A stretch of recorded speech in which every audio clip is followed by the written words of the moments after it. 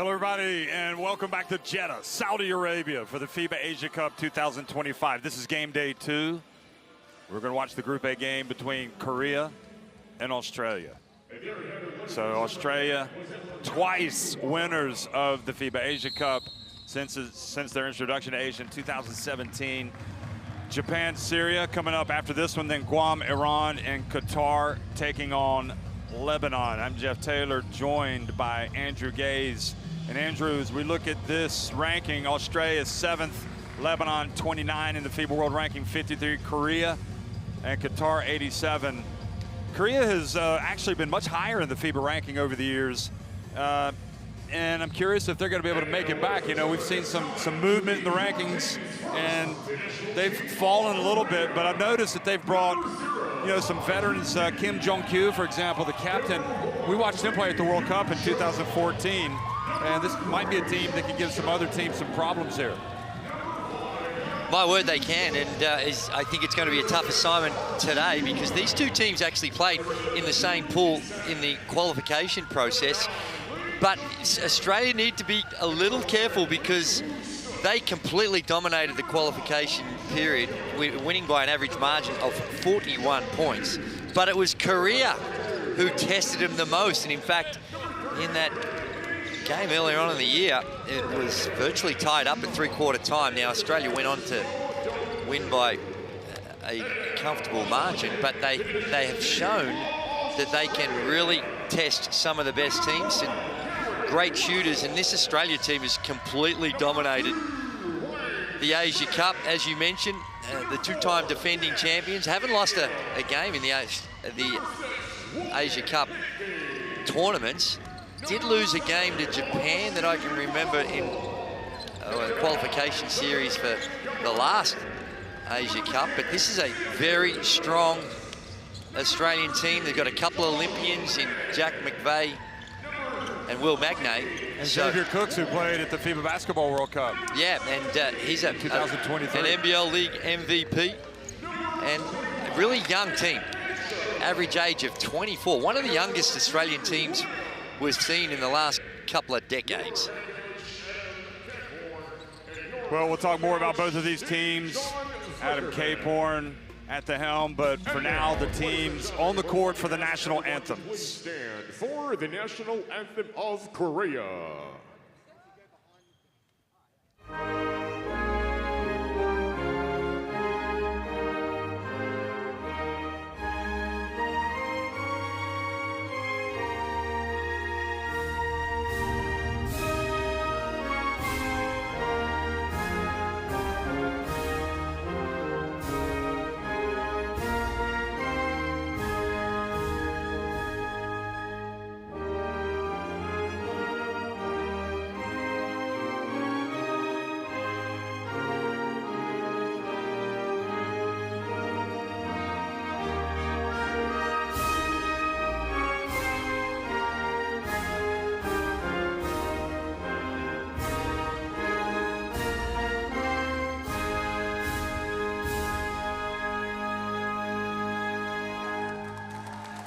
Please remain standing for the national anthem of Australia.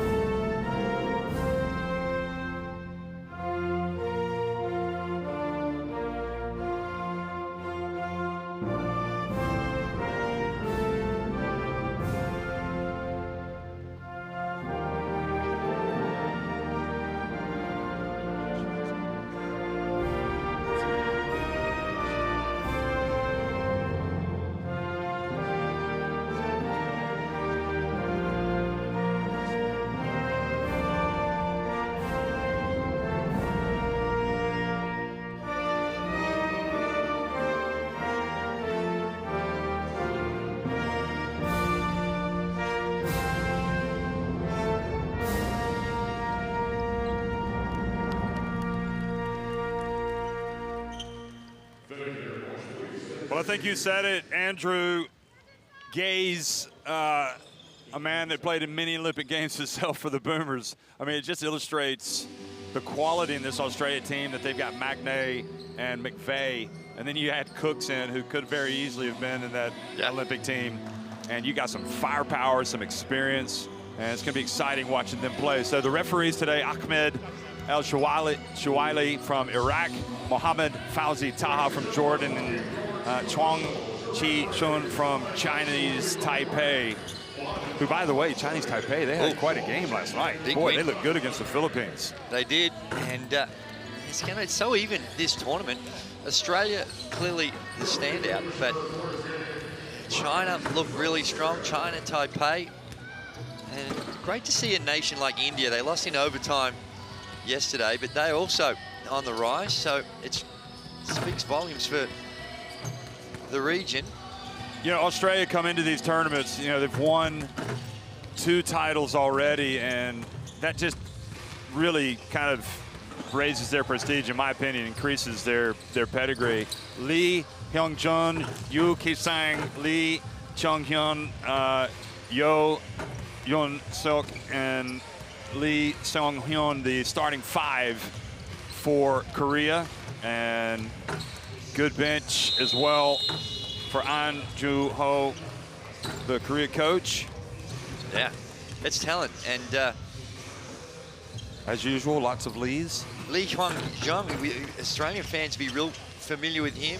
Won a title with the Illawarra Hawks last season. He's a lights-out shooter, so they want to be aware of what he can do. He's got great pedigree, learned his trade at the University of Davidson, and he's going to be one that's going to be a key focal point for Korea. If they're going to be competitive, they need him, and this is just a interesting starting lineup with the young fella, Owen Foxwell, getting the start. Jalen Galloway, Xavier Cooks, he was in the World Cup. He's a rebounding fool. Jack McVeigh just signed a huge deal with the Cairns Taipans. Rumor has it it's over $1 million. And Will Magnay, he's going to anchor down the center. Harry Vessels is the backup, plays at St Mary's. So it's a really talented lineup that Australia bring to the table. And Adam Caporn, in his first opportunity to be a head coach at a major tournament, taking over from the legendary Brian Goorjian, and he's got some huge shoes to fill. And of course, it was Mike Kelly who coached Australia at the last FIBA Asia Cup. Lots of good coaches at the helm of the Boomers.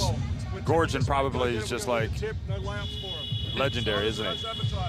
Yeah, he's just made an amazing contribution to Australian basketball. There's Lee that we were talking about. Mags, you're already lifted. If Zave needs you, we're blown up there, you've got Magnay. Good with that? And then McVeigh finishes with a shoulder. Everyone good with that? One out, turn, shoulder, lift early. Be available early. Let's go, boys. Wow. Whatever happened to the old-fashioned texture on the whiteboard? It's all the latest stuff. It's a beautiful thing. Helps the coaches in getting the message across. And the point guard position in this team is one that just probably got a little bit of uncertainty. Owen Foxwell's going to have to carry a huge load. Played with the Southeast Melbourne Phoenix last season. Played in the off-season in New Zealand as well. Had a few injuries, so missed a chunk of the season. There's Lee, number 33, a really good shooter, veteran in this team, not surprisingly in this starting 5. And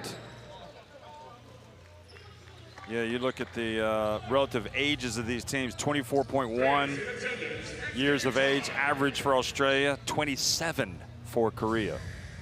Some savvy veterans in this Korean team. So it's going to be Yo Jun-suk jumping against Magnay for Australia to start things off. Well, hello, everybody. We're underway here. Australia taking on Korea in the FIBA Asia Cup 2025. And Xavier Cooks right out of the gate scores for Australia. Yeah, the matchup for Yo Jun-suk is going to be a tough one if he's trying to keep Xavier Cooks in front. He's a lead at getting to the rim.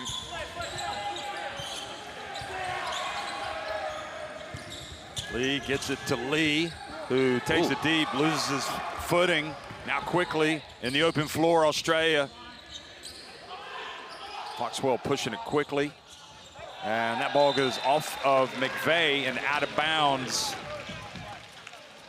We can see right away how quick that Australia want to play. That was some offensive transition. All 5 guys running down in a wave. So as a coach, you love to see that type of engagement. Getting up and down the floor.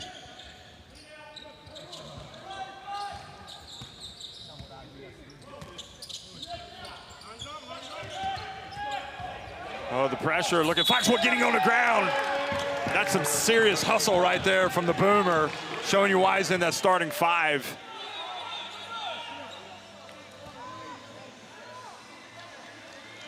Yeah, that's what you're going to see from the Boomers, that all-out, intensive effort, ball pressure, big focus on the defensive end.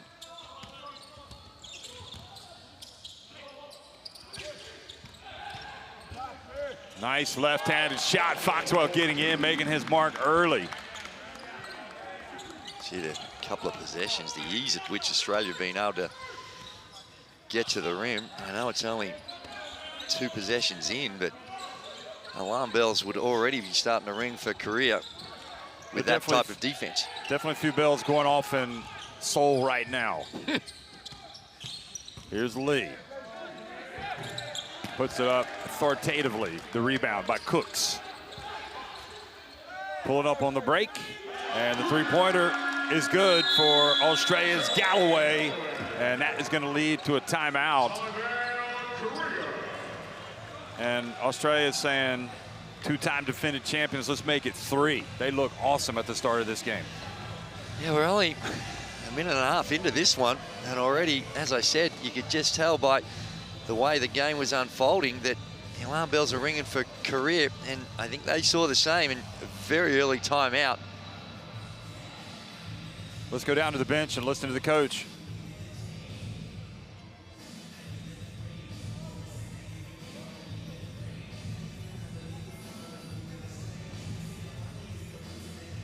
Very similar, ready for something out of flares, really loud.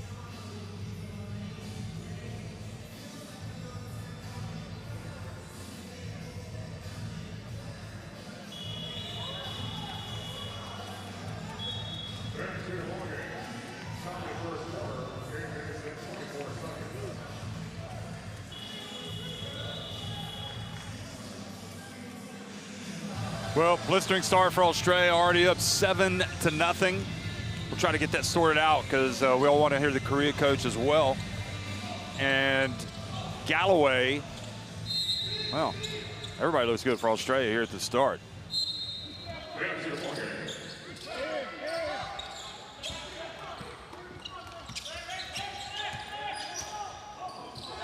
Korea. Lead to you. Back to Lee. Lee again. 3 leads in the starting 5, and he drives in and scores. Much better for Lee Kyung-jun. Yeah, most of the time he's got to see the ball. He's got to see some touches. He can knock down the 3 ball as well. Good take at the rim. And going out of bounds. You're going to see that a lot. Instant double team when Magnay gets it down low. Good pressure by Korea. Magnay loses his balance. Korea get it back. And they barely get it in bounds, just to be deflected out of bounds by Cooks. They need to set some screens. Try and get someone open in the backcourt. It's just an extended man-to-man defense. Nothing tricky about it.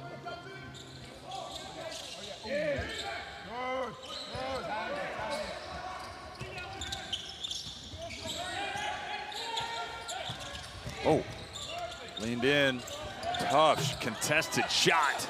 And Foxworthy, excuse me, Foxwell, not the comedian Foxworthy, but Foxwell out. Unloaded Magnay. And Magnay powers his way up, follows, stays with it. Well, that'll be disappointing for Korea because Yo Jun Suk was right there. Magnay got a couple of offensive rebounds on the putback. Lee stroking it from downtown. That's more like it for Korea. McVeigh, little turnaround inside. Korea. Chance to draw closer, trailing 9-5. Oh, Korea able to complete the pass back to Lee, who knocks it down from the right corner. I tell you what, the degree of difficulty on that assist was something else.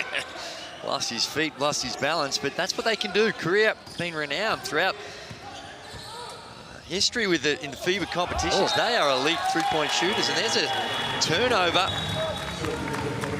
for Australia. So a good couple of minutes here for Korea following that timeout. Made some adjustments and getting the reward.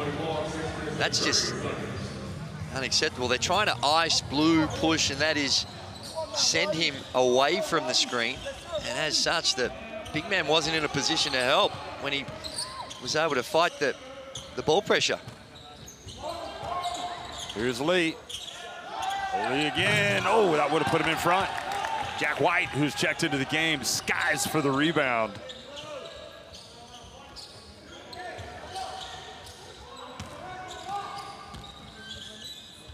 And nice drift right down the lane was William Hickey, and Australia getting most of their points right at the rim other than that Galloway three.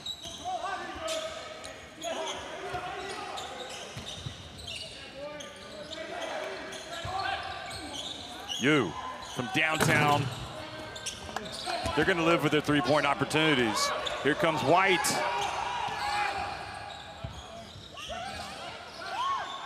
And how about Hickey coming out now and showing his range from the left corner? And that hasn't been a strength of his over the course of his career, but the last couple of seasons with the Illawarra Hawks, he's really starting to make some progress with the three ball. Well, they won the title last season, didn't they? Here's Lee, banking it in. So Lee Jong-hyun. Nice little pace to the game here to start. Foxwell goes off of McVeigh's hands. And here's Lee. Pulls up again.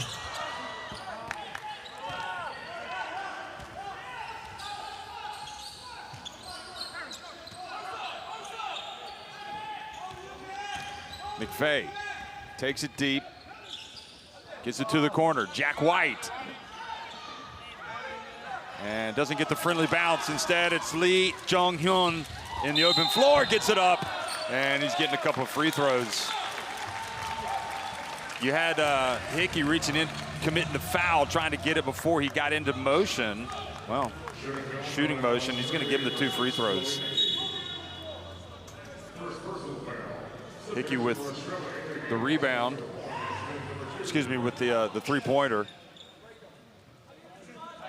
Yeah, Korea, they're keen to get out too. If they were able to get some stops, they clearly have an intent to try and push the tempo as well. And I think it's not bad strategy, because in that half court, just the athleticism and size of Australia makes it difficult for them. Harry Wessel's in the game now for Australia, the big 2.15-meter center. Yeah. For those across the pond, that's 7 feet. Yeah, he spent the last 3 seasons playing at the University of St. Mary's. There's a pipeline to St. Mary's, isn't there, from Australia? Yeah. Originally from Western Australia. A big fella, it's got a bright future. Here he is. Entry pass, McVeigh.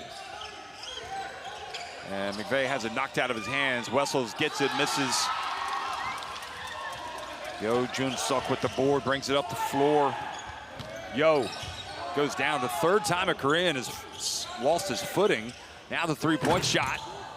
And Jack White, my goodness, he can get up. Rain Smith up the floor.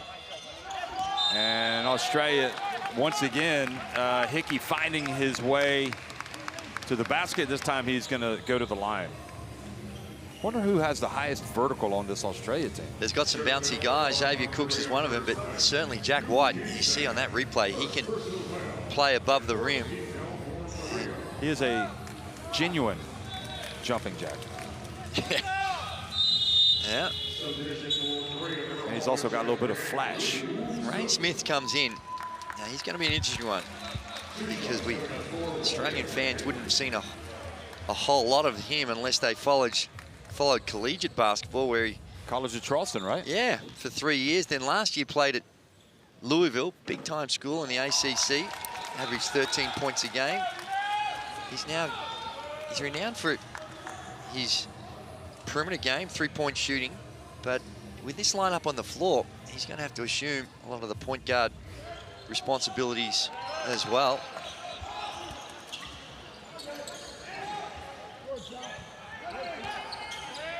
Yeah, lots of Australians go the American college route, yourself included. 1 year at Seton Hall. His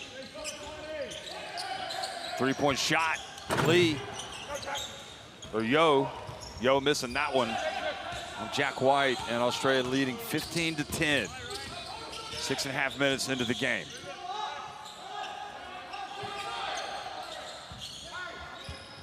Wessels to the corner. McVeigh got it!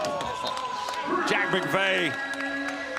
Got one of the quickest releases in the game. Doesn't have to bring the ball down. He caught that shoulder high. Doesn't get it into his shot pocket. Just goes straight up. How about Lee, though? Stroking it from the wing. Yeah, they are really spreading the defense of Australia with this three-point shooting. That was Lee Jong-hyun, and now the steal for Ha Young-gi. There we go. Lee. Good box out from Australia's guard, Rain Smith. 18-13.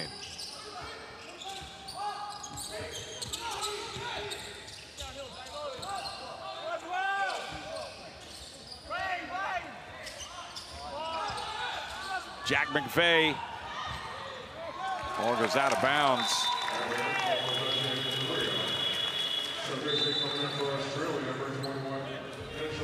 It's been good. Yeah, look at this shot here from McVeigh. Catches the ball head high. And doesn't bring it down. A lot harder to do than he made it look. He's taking his talents to the Cairns Taipans. What is a taipan? A snake? Snake. You have those down in Australia? We don't mess around with snakes. Pass down low, good bucket from Lee Woo-suk. That leads to a timeout. Korea not going away. It's 18-15. Boomers. And this is definitely a new and improved version of Korea from the Korean team that we saw a few years ago in Jakarta. There's no help there. I'm the digger. I'm 1 pass away. So what a good. If that's a double flare and he just curls it, you're attached. If you get cracked, fucking screen something, and you got to have some awareness he gets cracked. When they drive baseline, if they're not laying it up, you can't let them throw it to your man for three. Everyone good with that? Yeah. So much good. Way to rebound. Keep rebounding. And then when we bring it up, what are we in? Get the ball moving. Saves in the 5. Early catches, a lot of flash. So we are breaker, pick, flash, weak. Got that. So you're bringing it. Whitey is coming to pick. Timely roll. Save wherever you have to get open.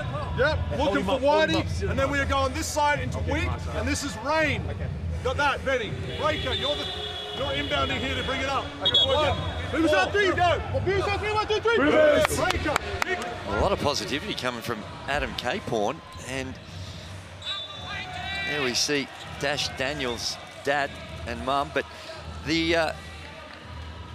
I'm not so sure I'd have been overly excited about what Adam Caporn is seeing after an explosive 7-0 start. Korea have done a great job to get themselves back in to this game and find some good scoring opportunities. The defense of Australia, it's energetic, but had a couple of breakdowns. Here's Cooks. Turns, tries to get it to White.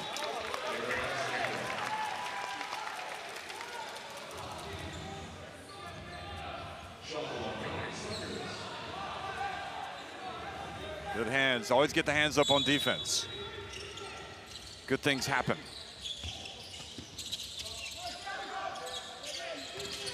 Henshaw. Pulls up, gets it to White from the wing. Got it! Wow.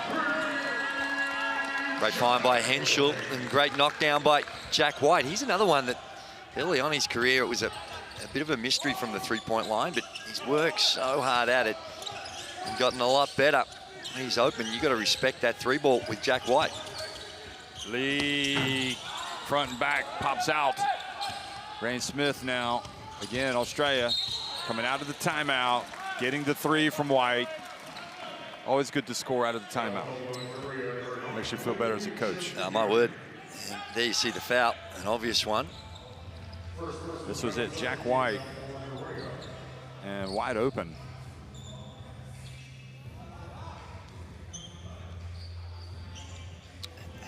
Ben Henschel's had an interesting off-season. Look, he looked at, after playing a couple of seasons with the Perth Wildcats, of hitting the collegiate ranks with all that money in nil these days, but he'll be back with the Wildcats next season. Well, here's the miss down low. Yeah, the landscape of college basketball and international basketball as a result has kind of changed because of everything that's going on in the States. There's a foul, so a good response.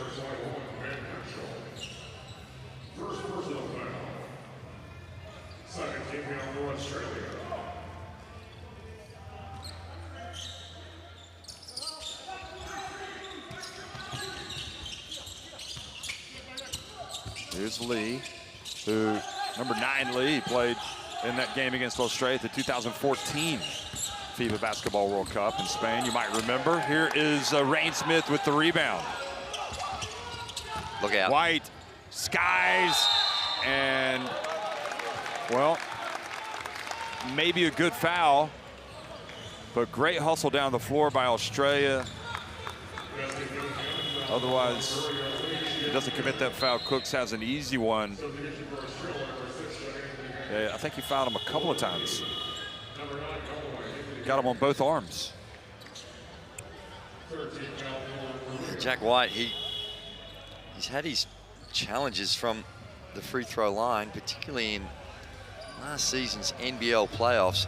He just completely lost all confidence, and interesting. It almost got to a Hacker White situation just to put him on the line, the Illawarra Hawks, and he's... What happened there, you think? I think it's in his head. If you look at his technique, it's not terrible, and sometimes it just, the free throw, it can be just what's going on between the ears. It's just like you get the yips when you play golf and you're putting. Well, that's right, and that was just a beautiful one. Nothing but the bottom of the net. After the NBL season, he went and played in Germany and played for Bayern Munich, won a title there. Played for Gordy Herbert, probably a lot of Australian fans. Yeah, he's going back there again, but that's a big-time program. Played the last 8 or 9 games of the regular season and throughout the playoffs. He knocks it down. That's his shot right there. He is mid-range. Australia get it back, though, and can hold it for 1. Up 6. If they can knock down a 3, get some momentum.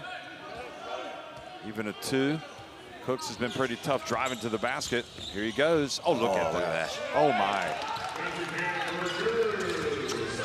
And Korea get one up and get the backboard, but that is it. Yeah, Cooks is showing he is an MVP-type player. Australia, 25 points in the first quarter. They lead at 25-17 against Korea.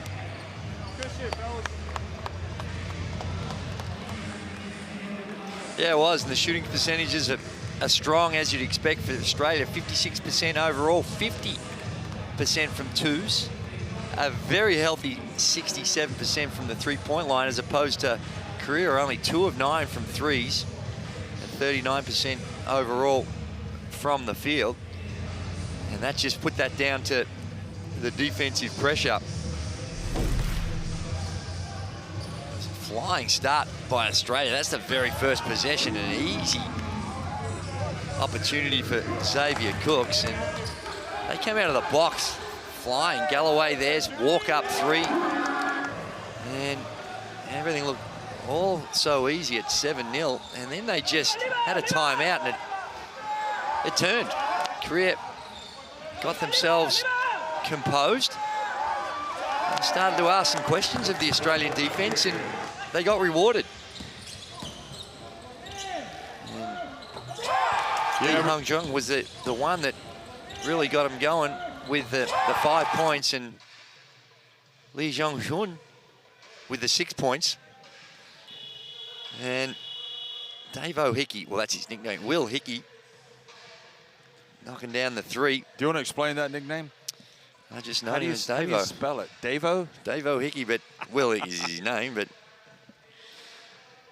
he's had an interesting journey, won a title, and didn't officially win the MVP of last season's NBL Final Series. Matthew Dellavedova was the winner. Oh, but he dedicated it to him, didn't he? And then he said, no, something's not quite right with the voting system here. So up on stage, did one of the great. Hey, folks, you want to scan in the barcode to get courtside 1891 in your smartphone. And you can watch live streams, extended highlights, and stay up to date with the world of international basketball. Every time I see Andrew away from the arena, he's checking out courtside 1891. That's the only way to keep up to date with all the goings on. 3-point look. And Magne with the rebound.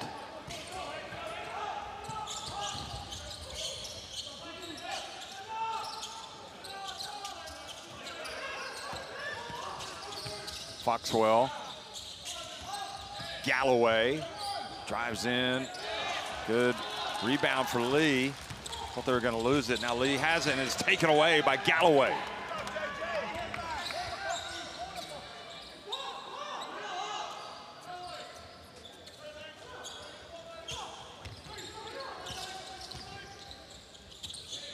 Cooks to Magne down low. He gets it to the corner. Galloway for 3. My goodness, they're shooting lights out from deep.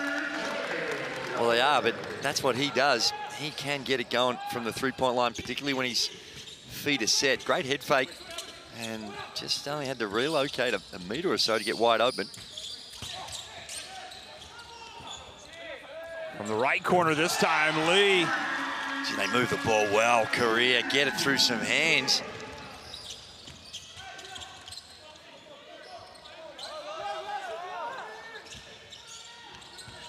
Cooks has the ball stolen, and Korea on the counter.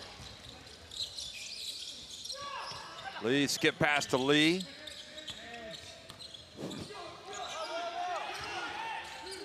Now Lee has it on the low block. And I tell you what, he absorbed a little bit of contact there from Hickey and just went strong. You know what I love about this Gazy is the fact that none of these guys are complaining when they get hit. They're just playing, and the ball goes out of bounds.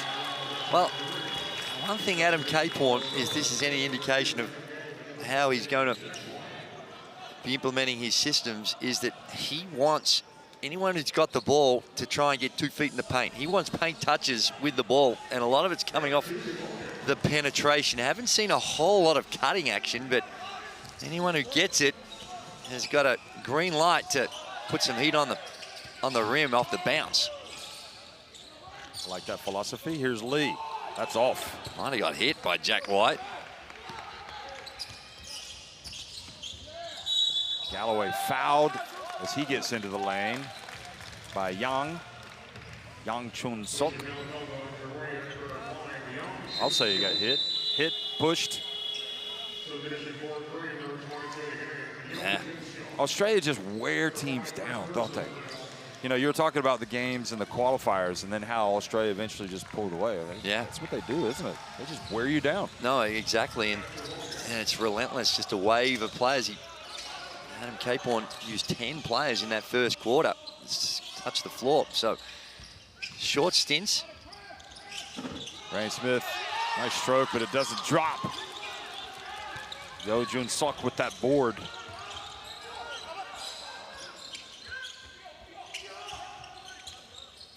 There's a 3. Oh, in and out, and the rebound, and Magne there for the block on Lee. Not in this house.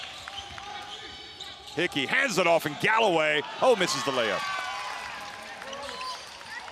Well, there's been a couple of let-offs for Korea. Australia getting to the rim, but just not able to finish. Lee with the handoff. He clunked that one off the backboard. Now, Magne chases it, and then Yo gets it and forces the turnover. Wow. Magne looks at the ref and says, I don't mind the contact, but... What's that? Well, on the end, it's probably a good call. Yep. There was a lot of contact.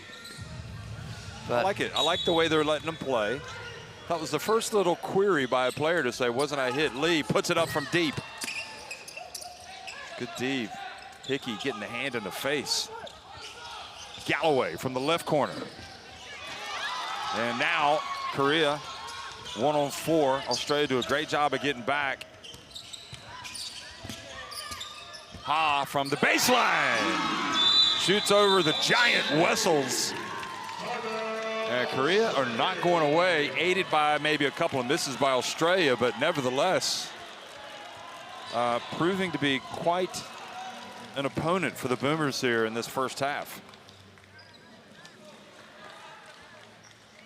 So timeout, we'll go down to the bench.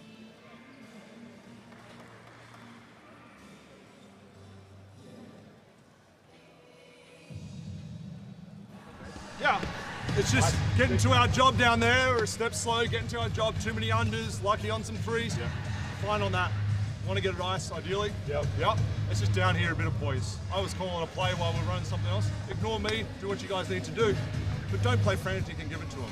I do like the pace. That's why we're going to keep the subs going. Okay, we're going Aussie. It's Breaker. Yep, Breaker, Aussie. Davo, you were using it this side. First screen of Whitey, second screen of Harry. Back screen, Rain, McVeigh, sorry. McVeigh back screen. Good with that? Well, he likes the pace, and it's blistering. They are getting up and down, but it's a very equal opportunity type situation where you're not actually going down there and trying to exploit a particular matchup.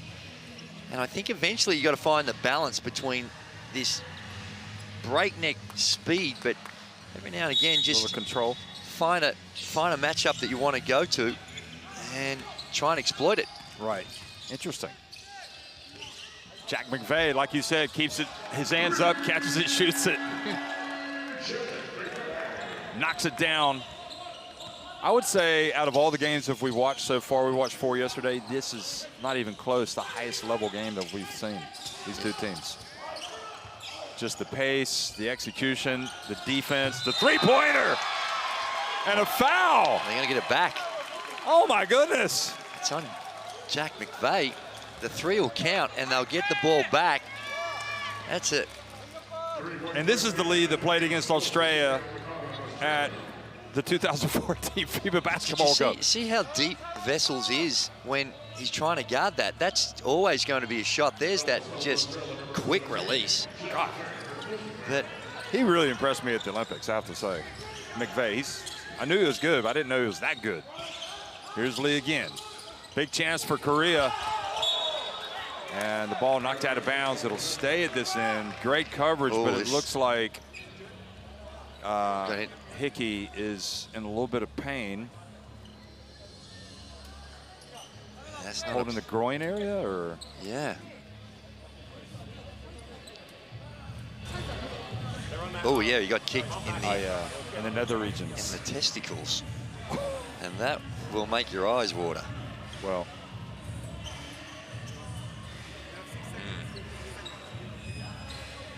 This has been an impressive display by Korea.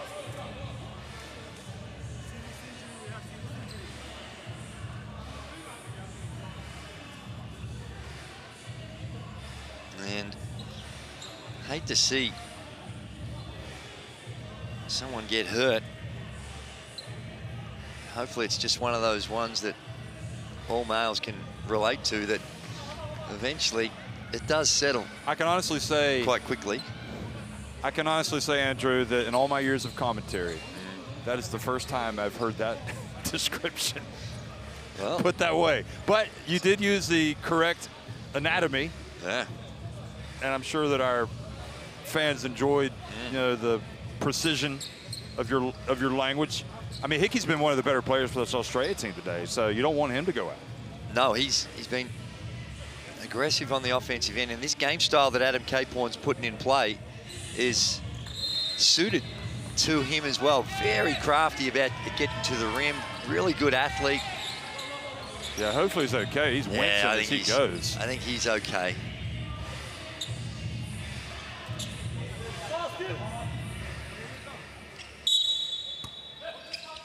See if that sparks his teammates a little bit, knowing that he went down with that knock. Here's Lee again. One step, front and back. White with the rebound.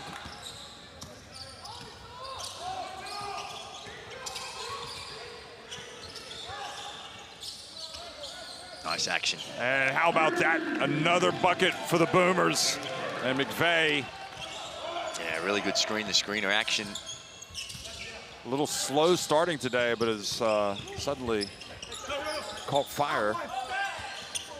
And that's a little short. Good hustle to the rebound. Number 5, Young Chun Sok. Lee for 3.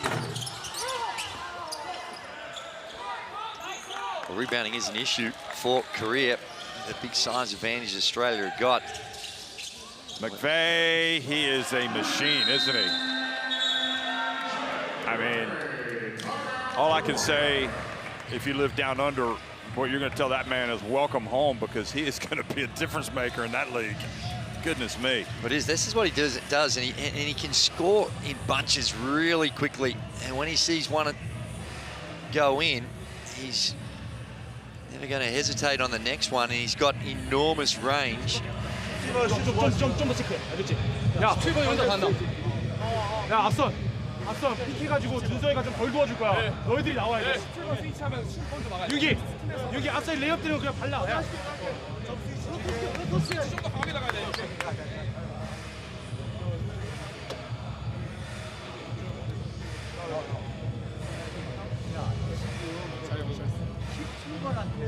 너무 맞잖아.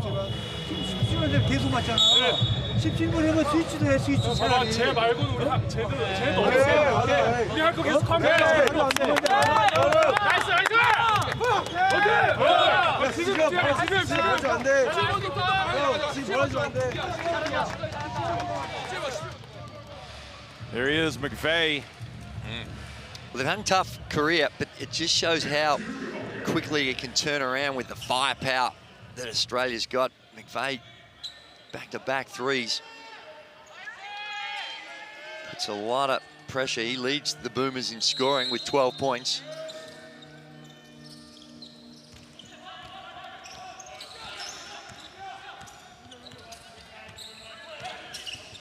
Nice bounce pass on the cut and the back door. Lee scoring. Beautifully executed after the timeout. And those types of actions are going to be on because Australia are up in the lane, really trying to pressure the ball. They go back to the same play. McVeigh again. McVeigh's just taking over the game. 15 in the first half already. Still got 4 and a bit to play. Oh, boy, they're going to regret missing that one.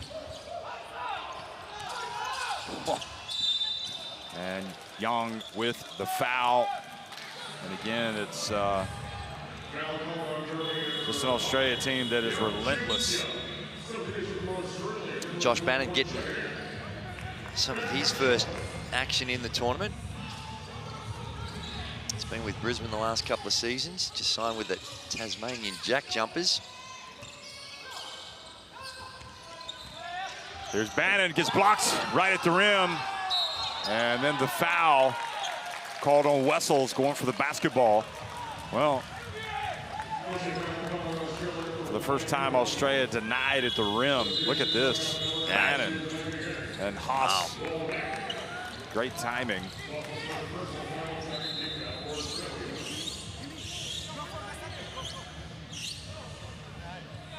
So Wessel's going to sit down. You got Magnay, Bannon, McVeigh, Henshaw, and Obviously, Foxwell, yeah. Been in touch with his coach from down under, Josh King, watching him play today. Yeah, he's had a busy offseason. Josh King finished up in the NBL and he took his talents to Puerto Rico. The land of the Boricuas. A little bit of arroz con pollo. And here is a foul, and Korea down 11. It's their biggest deficit.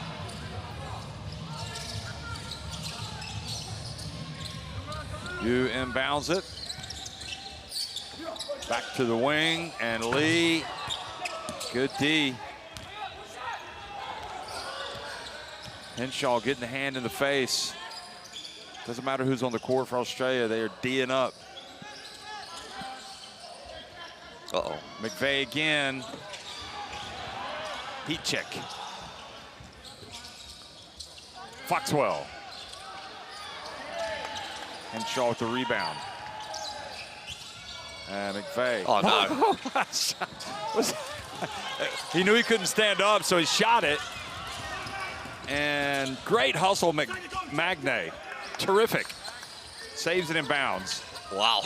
A little bit of a dangerous and kind of a strange sequence. Australia come up with the basketball 7 minutes here into the second quarter. Nice bounce pass, wow. Give and go, and Magne misses, but he's fouled as he goes up. Gee, this was really helter-skelter stuff, wasn't it, for the last minute and a half, up and down. Didn't look like there was much control by either team. And this is, was it a pass or a shot? That was a shot. He's a shooter, a scorer. He's not looking for the assist, but he does get the assist here.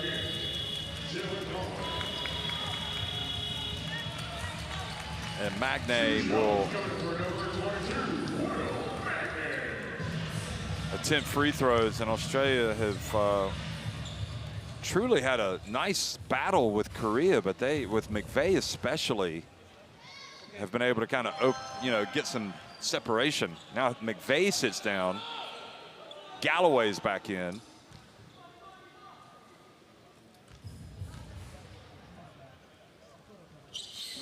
That was short. Well short. Bannon trying to argue for possession. So, timeout. Excuse me, no, we've got Magne going out.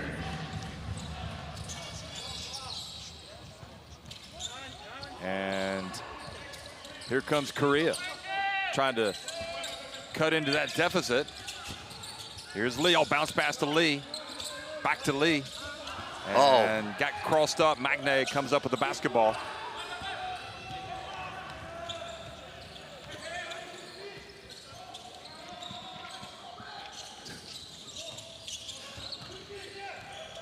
Galloway passes back to Foxwell. Little runner from Foxwell.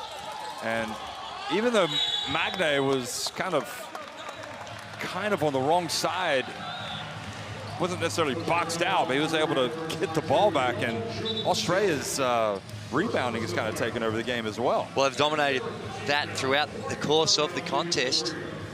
15 to 23 in that category.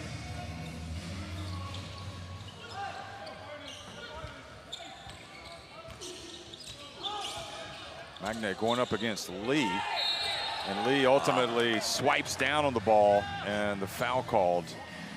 It's caught a break because it looked like might have been a travel on Magne. Let's have a look.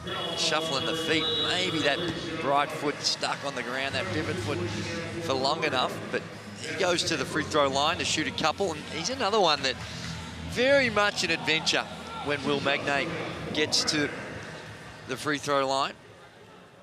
And again, the technique's not terrible, but he's just hasn't been able to find that consistency from there. By the way, I like what Caporn does. He sits McVeigh down just for like a minute and then brings it back because he's as hot as a firecracker. Yeah, you don't want him out of the game. So catch his breath, stay in his rhythm. Ali and Korea. Korea down 14, down low to Lee. Oh, he's right there. They pass it back outside, and Yo steps in. That's a frustrating sequence for Korea because they passed it out from a potential layup from Lee for a 3, but he steps in and takes a long 2. Now Cooks drives in. Lee gets the rebound.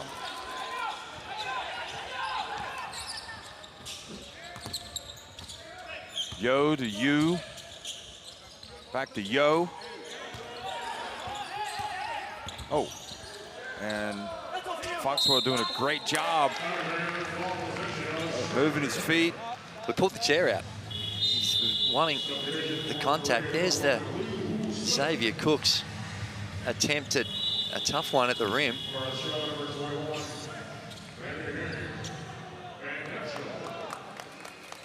Interesting, Henshaw comes back into the game, and he really is like rotating his players, bringing them in waves.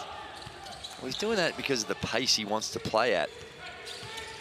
It can be a little hard to get some rhythm. Oh, Henshaw just finds an opening. A chance to go for Korea. They don't want to wait around, and Lee fouled by Cooks. I think Korea right, you know, I mean, if you just allow Australia to dictate this fast pace and come at you in waves, they're going to eat you alive.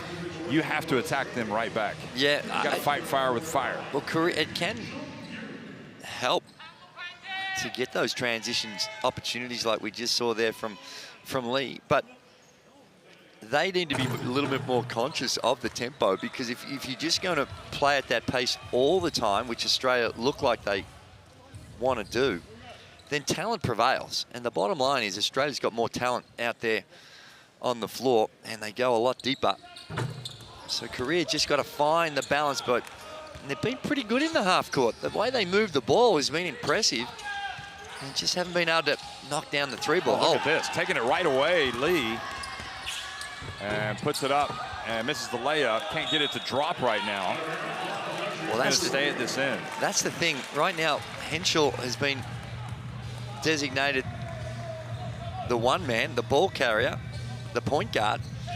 And that's something he's not overly accustomed to. He might be capable. That's a travel. Yep, it is. Great defense from Henshaw.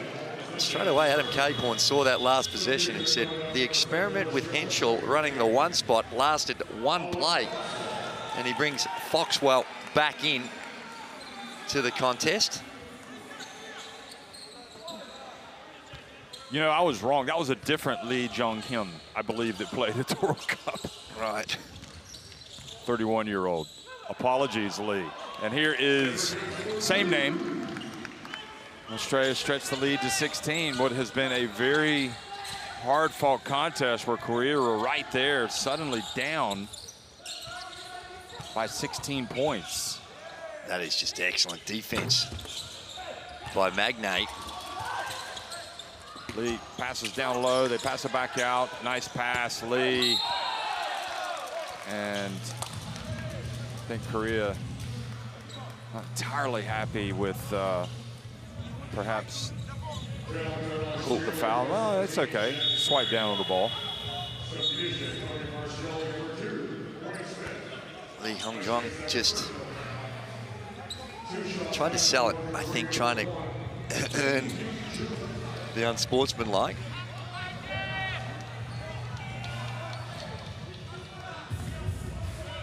He's been good, 11 points in the contest, and he is going to have to carry a heavy load, not just in this game, throughout the entire tournament for Korea. He's absolutely more than capable.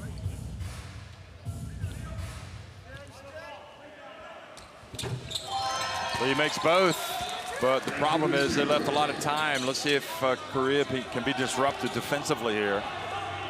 And Cooks is not easy to stop when he has the ball, but he passes over to Galloway, and he hits the 3. And if you're Korea right now, you're scratching your heads and you're saying, how in the world are we down by 17 points after that performance? But Australia just relentless, and they have opened up a 48-31 lead over Korea at halftime.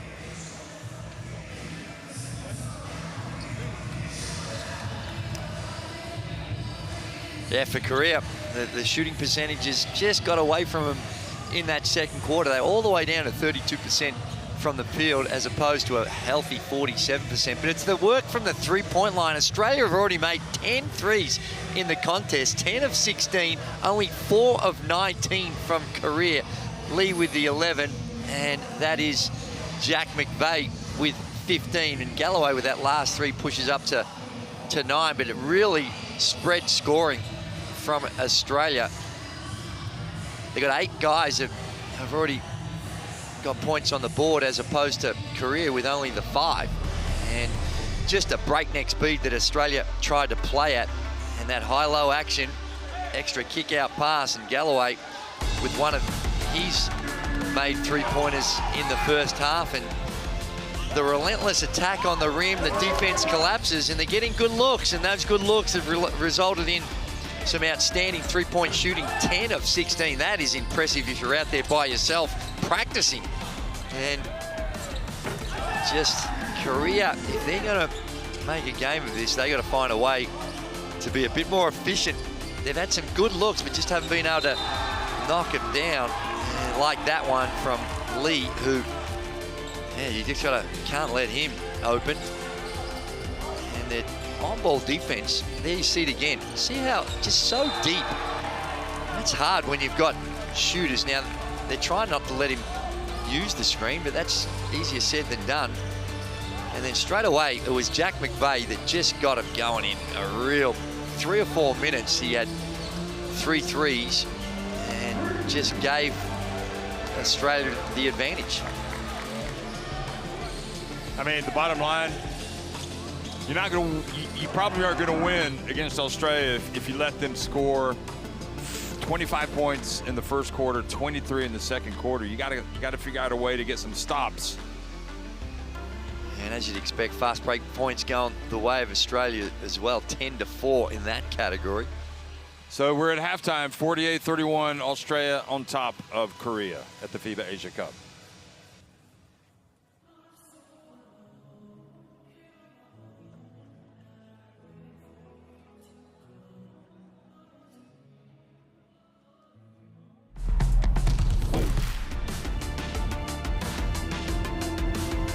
Education, health, justice. We sometimes take these simple things for granted. They're not common for all of us. We are all born on the same planet, but not with the same opportunities.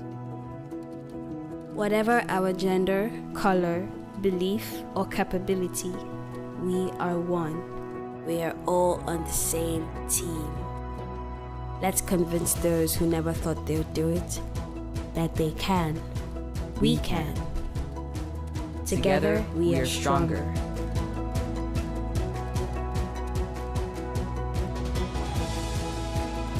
No matter your origin, basketball can bring everyone together.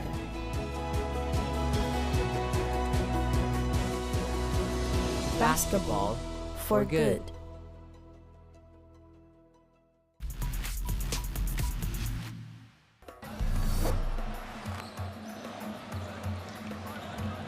Avoids Zhao Rui. Look at that. Talk about coast to coast, hooping and scooping.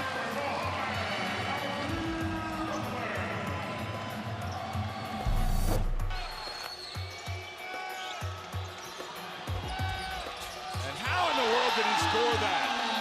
Zhao Rui. He looked at the ref and said, "I want an and one."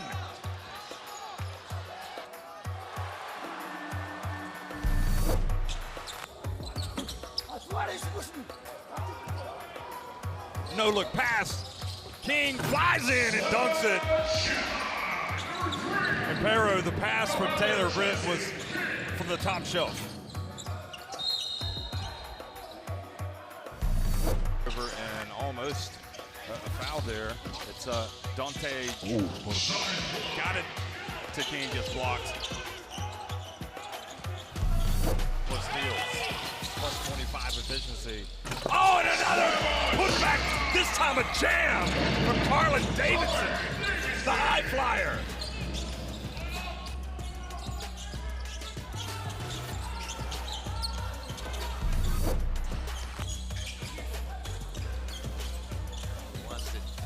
Oh my goodness, Freddie Ibrahim!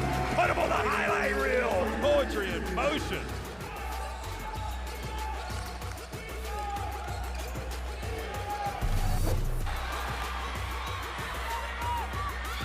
Now Chun in the open floor. Look at the hustle down the court. Great play from Montana. Great effort play there. Got to find Ramos.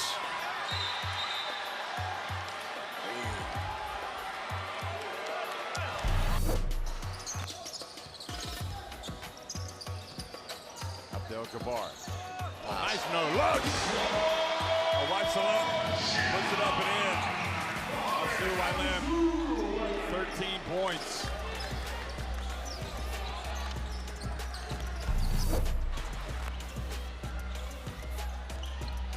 Go back. Goes in for the rim rocker. Let's don't break that backboard late in the game.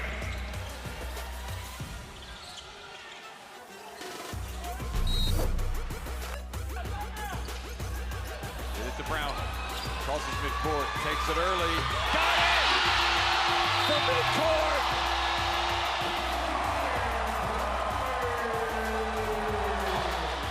Brownlee, huge shot of adrenaline for the Philippines. He's got the crowd buzzing.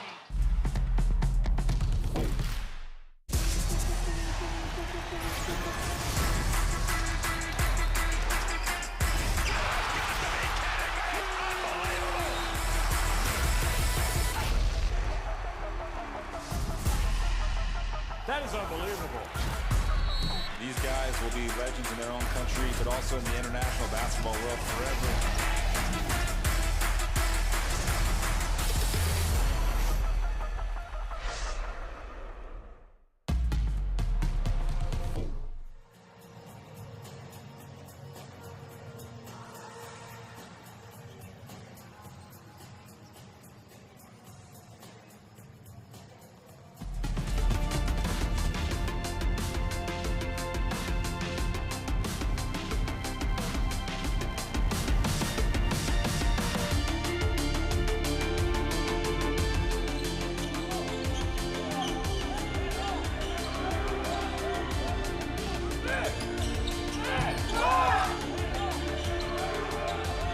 Leading the scoring for Korea, and the 26-year-old helping them keep it close, playing with a lot of fire on both ends of the court.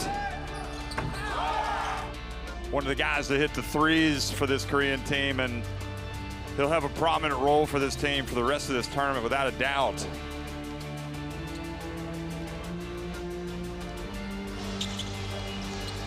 Four of 11 from the floor. 2 of 7 from deep, so he'd like to get that percentage up a little bit, but I think some positives to draw from, Andrew, from Korea in that first half.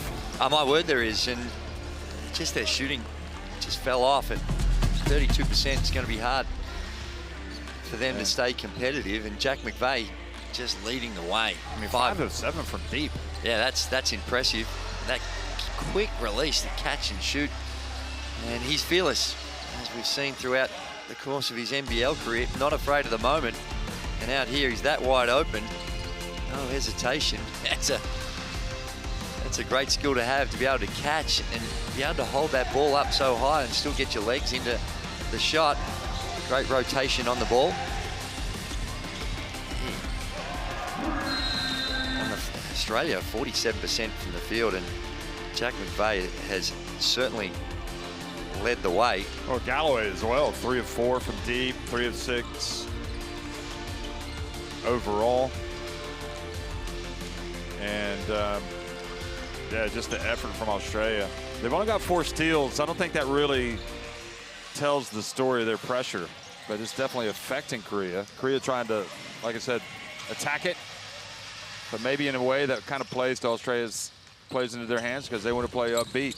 Yeah, that's right, and it's that balance. And in that half court, they look good coming off the penetration, the kick, keeps the ball moving, and just got to find a way to be a bit more efficient with that.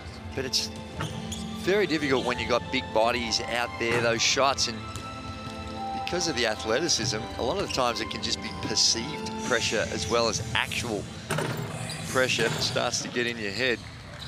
But for whatever reason, Korea over the journey, Australia's had the advantage over them, well and truly, but they always seem to, of all the Asian nations, they do give Australia, or have given Australia some problems. Like I mentioned, even in that qualifying tournament, they gave them the biggest test of all the teams that were in their group. So they've got some talent. You know, you got to, if you win the group, you go straight to the quarterfinals. If you finish second or third, you go to the qualification for the quarterfinals. So at bare minimum, you want to finish second or third. Yeah. In this group. Yeah, absolutely. And it's hard when you're in the pool with Australia, because the two-time defending champions, they're the favorites. It makes it it makes it a little tougher, but gotta find a way. Yeah, so they've got Qatar and Lebanon also in this group. So that, you know, probably Korea, well, they knew they had to show up ready to play because they're taking on the two teams that played in the final a few years ago. Okay, you got some different lineups, different players, but now, Lebanon tough. Lebanon, they've got a good shot at being competitive, right? And when you get down to one of those games, anything can happen. Well, so they've got Wael Rakchi still, who was the MVP of the last FIBA Asia Cup. He's coming off an injury, so not sure, he might not play early in the tournament. I'm not sure that he's going to go tonight when they play Qatar. Of course, it's a big FIBA Asia Cup for Qatar because they're going to be hosting the FIBA Basketball World Cup in 2027 and building momentum for that event. So that could be a very competitive game tonight. But Australia have to like how they approached their business today, because they really did go at this Korea team. You're trying to hit McVeigh. Get open. If it's not dribble entry, it's wedge. Wedge 5. Actually, come and set this. Fox, get out wide. Jay, come right up here. Set it. Engage it. Quick kick. Right there. Yep. If that isn't on, just throw it right back to Jack and face cut it. Mags, down here. You guys are spotting up, ready to shoot. Yep. We're good with that? Okay, want to see it again? What if they hard ice it? If they hard ice it, you can engage a little bit. Ready for the blitz. Out. You're super early, Zayd. High, low. Good with that? Here we go, boys.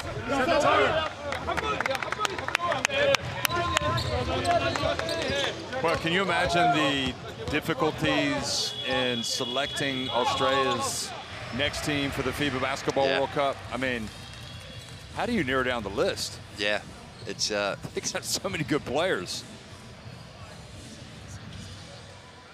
It is, and it's a great problem to have. And what this does, though, it continues to develop the depth of Australian basketball, but getting the international experience, because the game is different to what you see on a daily basis at the NBL or even in the lower levels in Australia. It's a different style of officiating, different challenges you've got to face. So it's these types of games, although there's an advantage for Australia, the experience for a lot of these guys is invaluable, and it's also for both these teams. Let me ask you something. Is it as important to them as it was to you to play for Australia over the years? Oh, absolutely it is. And I think these tournaments help just build the culture. Yeah. And help indoctrinate the young players coming into the system of what it means, and the values and the spirit of competition. All those things are very important part of what's enabled Australia to have success. Scanning the barcode to get the FIBA Asia Cup website, or app rather, in your smartphone. Results, stories, schedules, everything you need, photos. The technology today, it wasn't around when you were playing, Andrew. Imagine, you would have been just had all that information at your fingertips. Now, nice defense to start things off for Korea. Lee comes in, banks it in. The Koreans love that bank shot. You often see them put it up from the free throw line, in fact. Yeah, that. Good start for them, though, trailing by 15. Haas starting here in the second half. Galloway drives in, misses. And this is the problem. They can't get the ball. Australia's size, strength. Well, it matters. And the penetration also matters. They've got to try and do a better job of keeping Australia on the perimeter. I like that play before where they just blitzed. They double teamed McVeigh, forced him into a turnover. Lee steps into another one, but it doesn't drop. It's a good shot, though. Yep. Really wide open three. They're the ones, if you're going to cause an upset, they're the ones you got to make. Foxwell.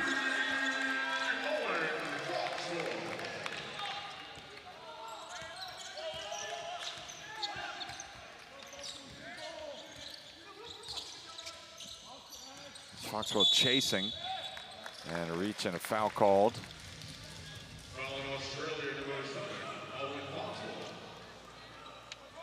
He's pesky. Here he is. He's not just the distributor. Something about the left-handers, they always look better. No offense. I know you had a nice stroke, but oh, nice pass down low. Comes back out. Lee. McVeigh. They're persistent with the threes. McVeigh, I think, just picked up his third. And that rebounding attempt just grabbed the opponent. Lee gets a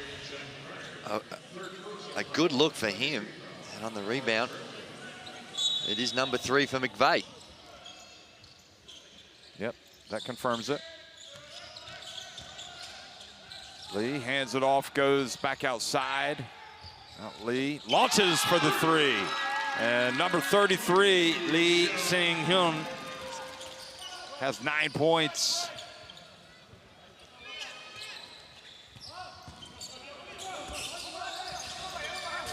Foxwell, short, chance to go quickly for Korea.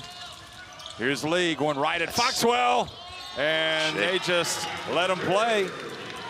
It's pretty good defense by Foxwell. Officials judging that not quite enough contact was made. Back to a 15-point deficit. Galloway for 3. Looks good. Is good. So smooth by Galloway. I don't know. Put him in a shooting contest with McVeigh from deep. Those two guys. I don't know who would win it. Never looks rushed with that 3-ball Galloway.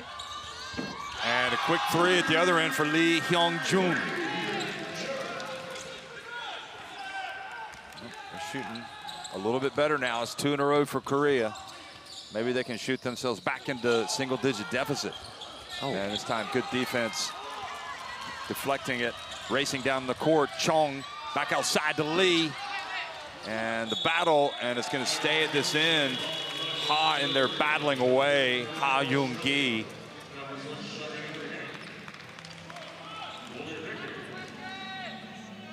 And McVeigh's going to go out with the 3 fouls.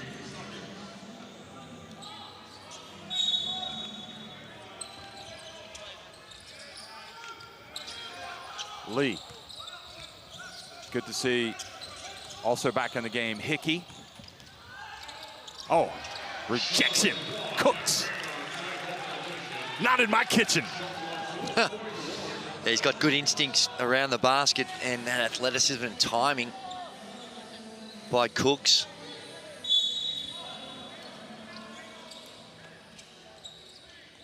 Just 4.1 on the shot clock. Oh. And foul. Just, again, the relentless nature. And that's the second time we've seen Korea go for a shot, and then they know it's going to get rejected. So instead of traveling, but then they end up getting the foul on Chong Song-woo.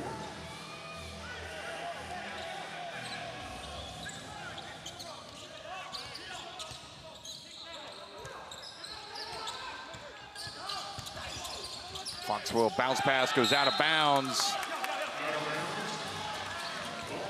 Trying to get on the same page with Foxwell and Hickey. Now Rain comes back in. See if he's going to rein in some 3-pointers. Got plenty of potential with these Australian names. You've been in good form early on in the tournament. You'd like to be in a foxhole. Oh, jeez. With Foxwell.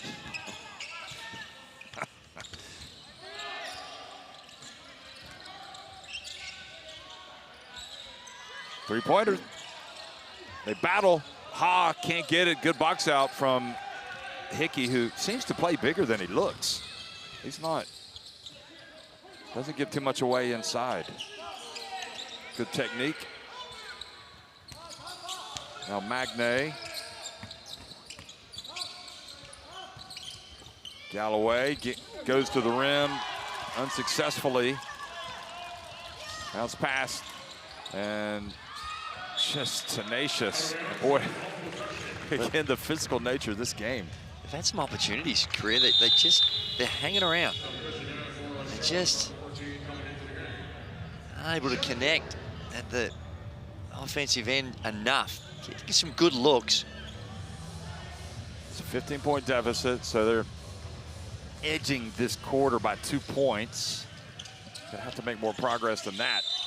And this time Lee will get to the line, fouled by Galloway. Well, Lee's got the ultimate green light with this team. When he gets it, it's a three ball, it's the penetration, and they're playing through him.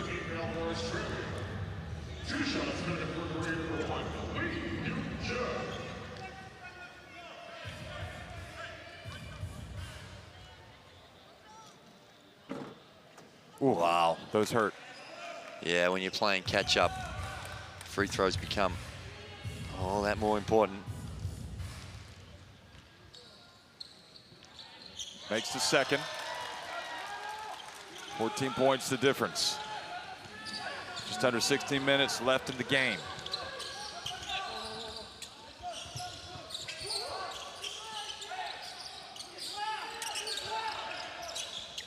Hickey from deep. Wow. Got it.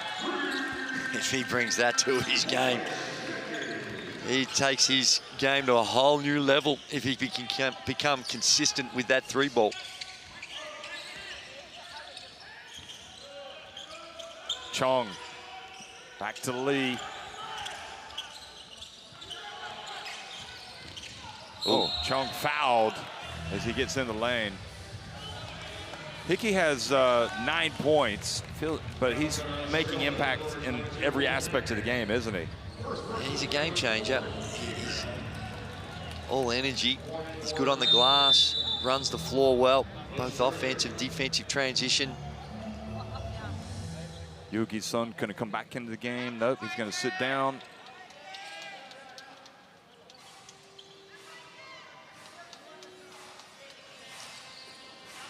There's Lee's three ball. Good closeout. Can't ask for certain things you got to live with, and Xavier Cook's just coming off. Now, that's the thing I don't think you can live with. I don't think you're going to have Lee, when he's coming off those on-ball screens, to have your defender so deep. Got to be up higher, digging in that ball to be more disruptive.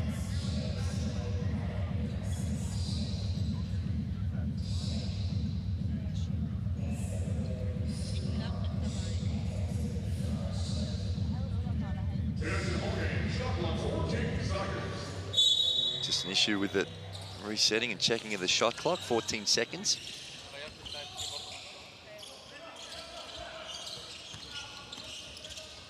A dump down low, and Hickey once again. See, little things like that.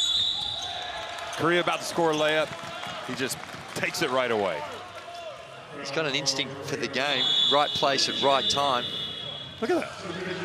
Yeah, good read. And then he's off to the races and forces Lee to foul him.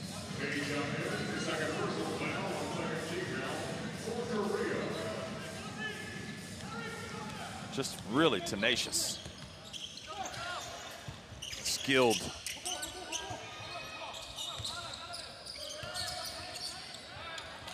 Keeps the dribble low and ultimately is going to turn it over.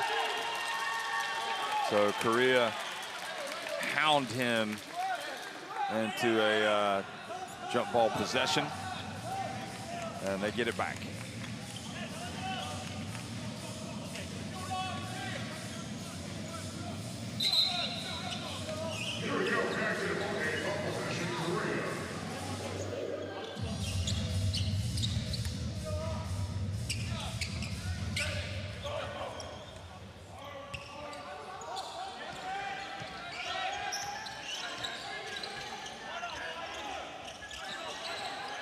Here's Lee guarded by Jack White out in the perimeter.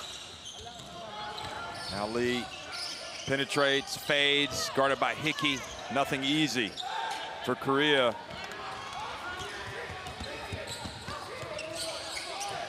McVay back in the game, has it knocked away, but it goes to Wessels. It's a big body down low. Wessels with the left hand. Nice touch. Big fella. The good thing about Wessels, which we haven't seen yet, he's also really good from the free throw line for a big man. That's good touch. They're the types of actions I was talking about earlier, just finding that balance between the penetration and the transition. Just in a half-court set, you've got a size advantage. Give it to the big fella and let him go to work down low.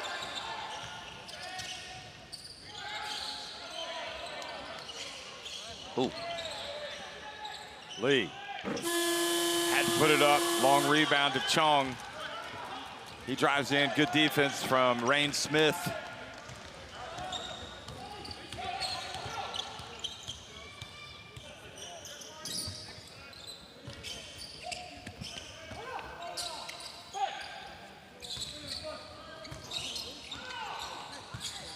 McVay turns around, fouled, and you can count it. Wow. Look at this. Yeah, so crafty. Some of the unorthodox he makes look regular. Wow. Well, Korea playing hard, but not making much progress. They're falling further behind, 63-42.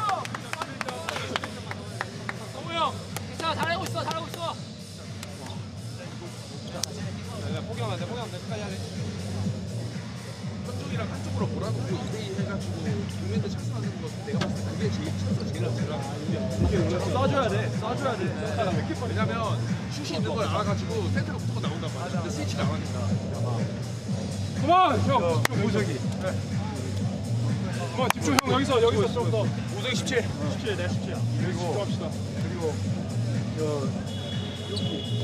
너 여준성 나와. 여기랑 준성 형 여기 아직 안 끝났어. 3분 50분 나왔잖아. 네. 형 지금 점수 신경 쓰지 말고. 오케이. 하루도 있어. 오케이. 올라가야 돼. They still sound like they believe, and certainly guarding the early three ball, not letting him walk into threes because Australia have been white hot from the three-point line. I guess with the three-point shot, 24-second shot clock, you can erase deficits quickly. But to erase a 21-point deficit against Australia, that's something else. Yeah, particularly when you're not shooting the ball all that well on the offensive end.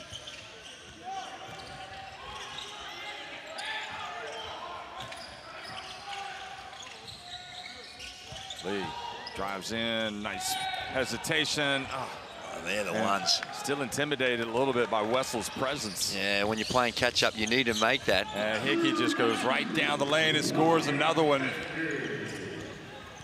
Tireless.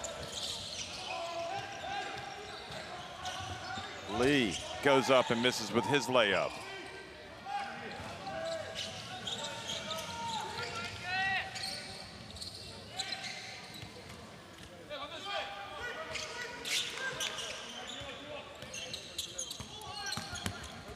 Hickey with the reverse layup.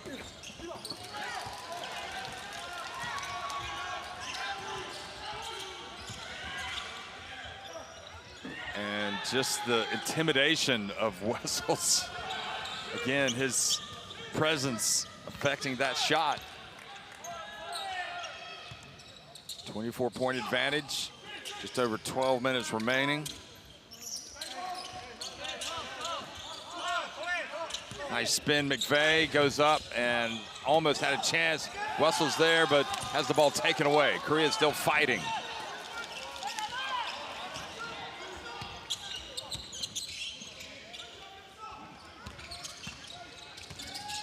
The bounce pass back to Lee. And offensively, they not nearly as sharp in this quarter. Yeah, just can't string a few together, put some pressure under Australia. It's starting to get away from him now. Oh, hell, look out. Alley-oop pass deflected, prevented. And again, Korea on the counter. Lee to Lee. Wow. And Lee Woo-suk knocks it down. 3 of 10 from deep. 18 points.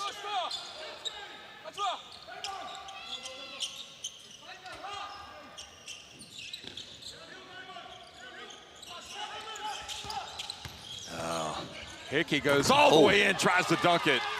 That leads to a fast break and a 4-point swing. And back to a 19-point deficit. Rain Smith just goes in like a layup drill. And that's just the relentless pressure that Australia's putting on them. They get a break, and fatigue becoming a huge factor for Korea.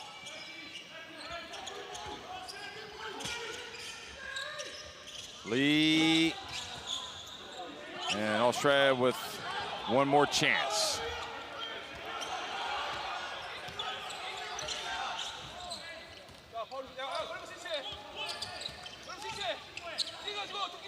Smith, good looking stroke, but nope.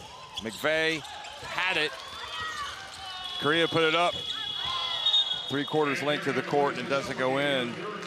Well, they're battling, but the quality and just the relentless nature of Australian basketball has them on top, 68-47 over Korea. And the shooting percentages just really dropped off in total. Only shooting at 32% on the game, which is not going to get it done. When you're looking for an upset, you've got to be able to knock down shots, and they haven't been able to do it. Only 7 of 29 from 3 and 48% for Australia, and a white hot 62% from three-point line, 13 of 21. So the combination of the two is a big part of the margin. But also the fact that when Korea do attack, they're around the rim, you can see that they're, in this quarter particularly, with Wessels when he was in the game, I mean, it was affecting shots. Even if he wasn't blocking shots, he was affecting shots. Yeah, he was, and it's the combination between him and Magnay in particular, and you throw in Xavier Cooks, the rim protection is elite for the Australian team.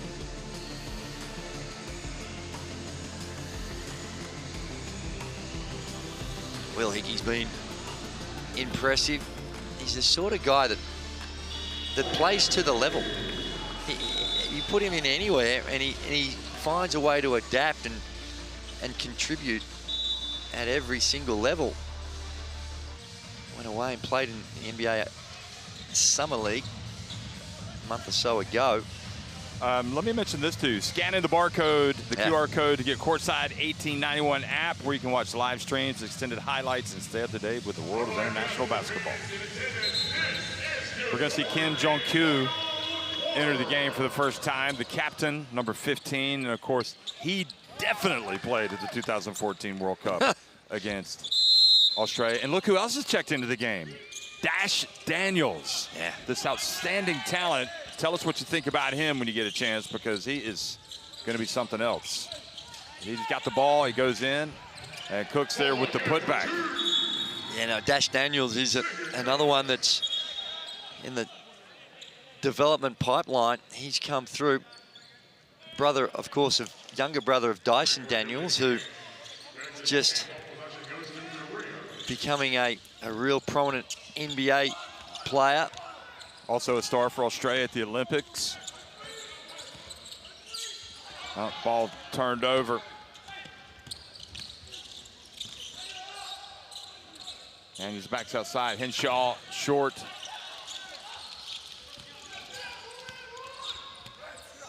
Dash Daniels' parents watching him here today.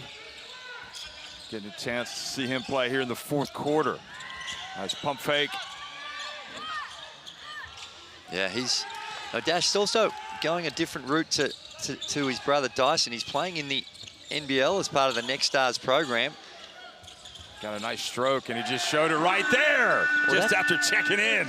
That's an area I think he's a little ahead of his older brother, is that perimeter game and that stroke. Now, Dyson's really picked it up, and he certainly can shoot it, but at the same age, I think Dash might be just marginally ahead.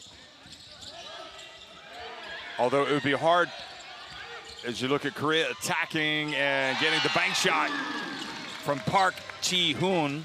I mean, Dyson Daniels, just missed out on Defensive Player of the Year? Yeah, that's right. So he might have a way to catch up in that regard. But nevertheless, exciting times for him as he makes his bow at the FIBA Asia Cup. And Bannon fouled Kim Jong-kyu. Here's Daniels with that stroke. Now his release, he starts it down at the waist. Well, he does. That gets it in the shot pocket, brings it to my liking a little too far across his face and shooting it from his left eye rather than his right eye, and that can mess with your position of your elbow. But Andrew Gay is the shot doctor. But he's recently just coming off the under-19 World Cup in Switzerland. Yeah, and playing in the off-season in the NBL 1 competition with the Sandringham Sabres and putting up some good numbers for a youngster. 16 points a game, shooting it at 42%, but the kicker on that is 55% from the three-point line. So he's more comfortable outside. Almost Jack McVeigh-like. Yeah, it's a Foxwell with a reach in.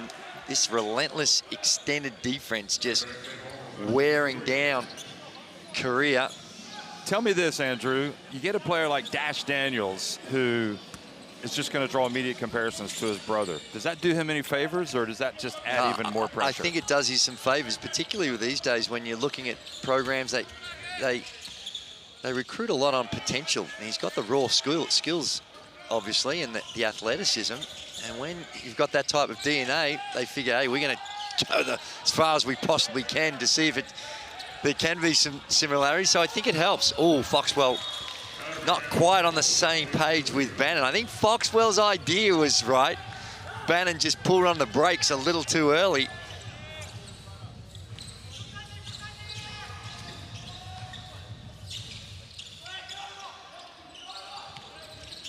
Nice pass. Driving in, Yo. And another miss right at the rim for Korea. Having no success there. Henshaw fouled after he crosses midcourt.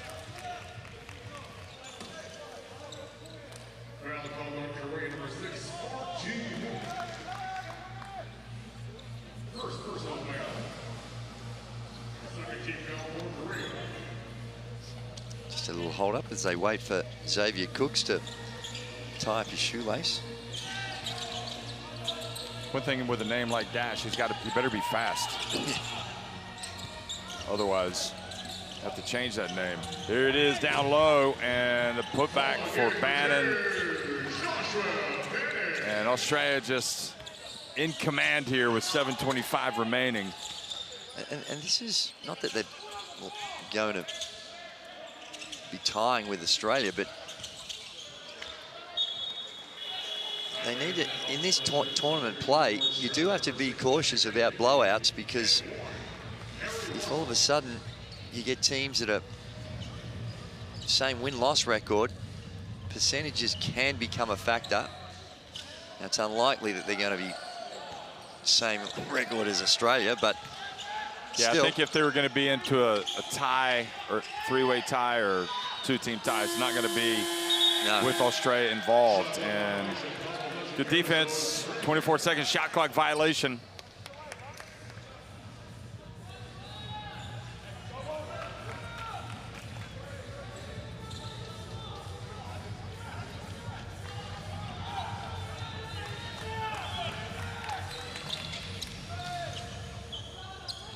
Korea just started this game so well, so confident, hanging it right in there, and just kind of the last few minutes of that second quarter, Jack McVeigh just kind of put Australia on top, and look at the power and size of that Australia game inside that interior.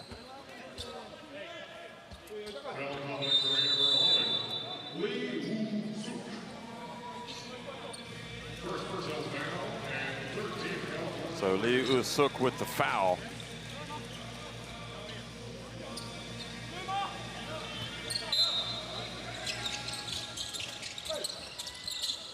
Oh, Henshaw fouled on the baseline. Makes the shot. Going to the line.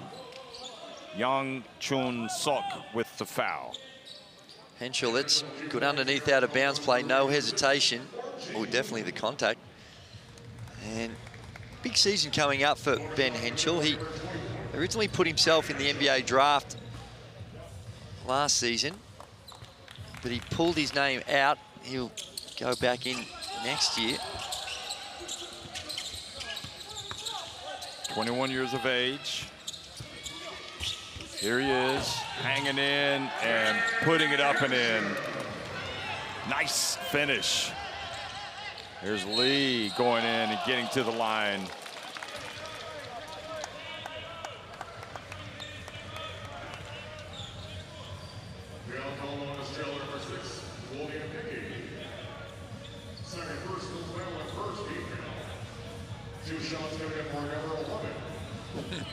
Bill Hickey didn't like the call.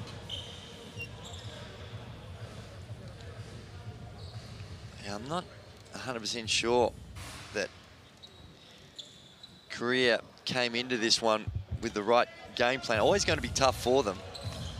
They're trying to match their athleticism. And you know what's interesting to me, Andrew, you're talking about Ben Henshaw, 21 years of age.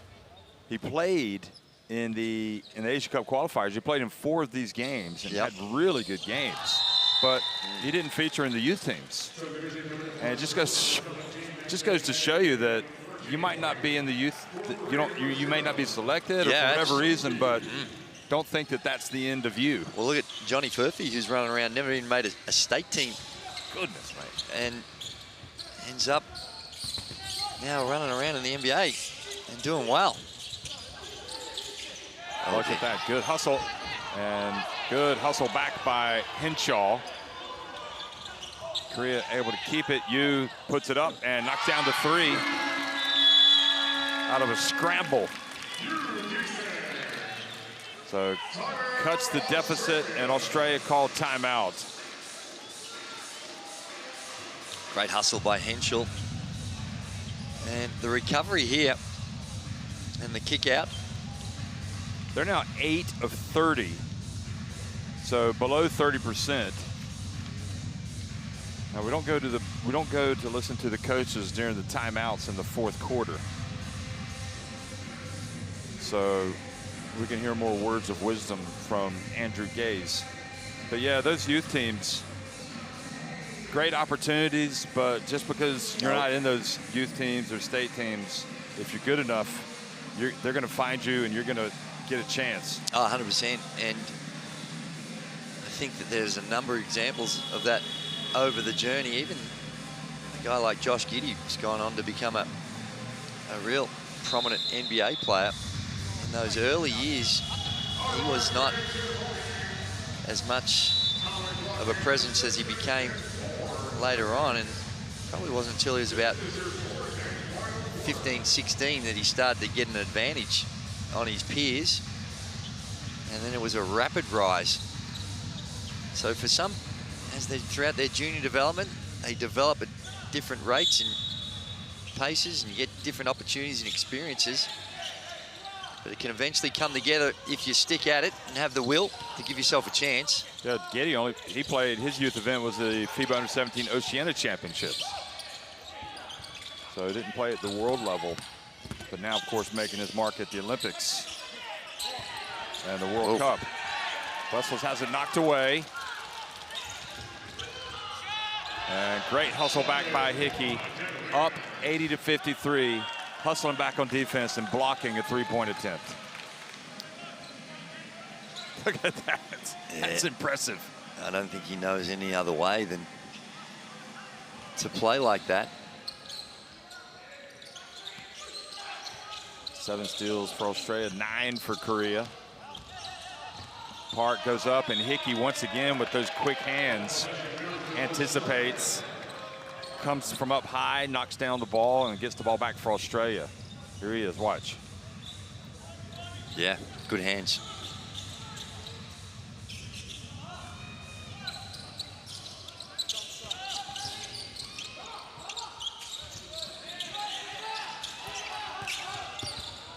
Henshaw, little fade, nice Tough stroke. That's tough.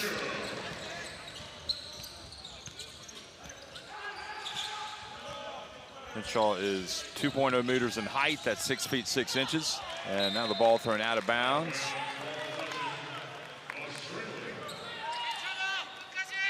Yeah, the body language of Korea is not great at the moment.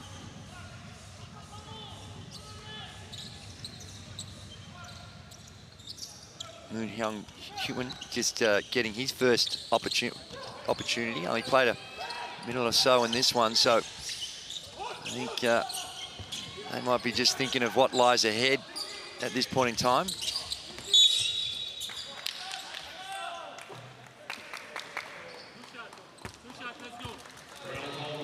Free throws from McVeigh. Wessel's back out, Magne back out. Hickey's going to get a well-earned break. Rain is going to come back in. Nelson and Dash will come back in for McVeigh after he takes his free throws. So McVeigh has turned the game today, not surprisingly. He's got 19 points.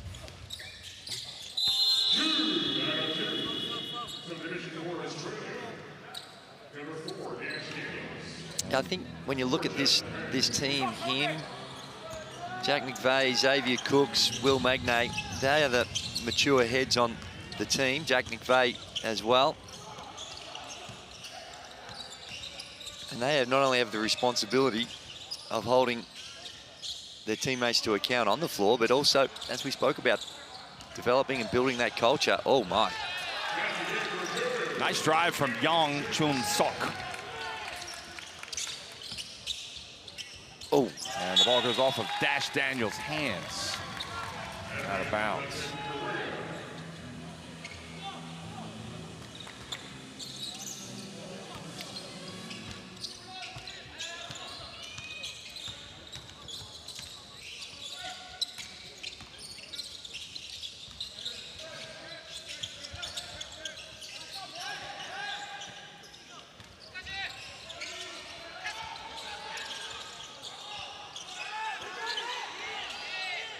Gee. Three-point shot short. It's a really good set up until that last bit there with Lee Woo-suk, who just stuck in his hands. There was good ball movement, and then they get down about 7 or 8 seconds, and it just stops. Forced into a bad shot.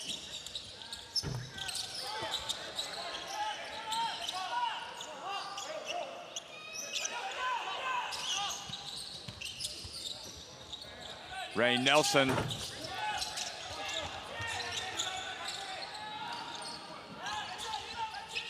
Ryan Smith, excuse me. Where did Nelson come from? I'm not sure. Foxwell. Somebody was asking me a question. So 86 points for Australia, 31-point lead, and sending out a message to the rest of this FIBA Asia Cup field. The road to glory comes through us. You're going to have to beat us if you're going to win. I mean, I don't think there's any doubt about it. This is a team to beat. Here's Lee. Magnay with the foul. I can't see Australia's effort level dropping, coming out, and that's, you know, going through the motions or whatever. Yeah. They just play too hard. So No. even if the shots aren't falling, they're still going to find a way to get it done. Yeah, and you can see where the game's over. Just the continued relentless effort by Australia on the defensive end, really setting the tone. and restricting Korea, who can and have been known to get hot. And you've seen glimpses of it in the game here this afternoon, but they've blanketed them 32% from the field and 8 of 32 from the three-point line. He's never going to get it done, and the rebound count continues to be a compelling issue for Korea, 32-46. Yeah, you got to be able to compete as well on the boards, because if you lose that battle, here is the drive and the miss. Just trying to think if a team like Japan, if they come out and shoot it well, and if they have enough size to compete with Australia, they might give them some problems. But look at that, nice alley-oop pass.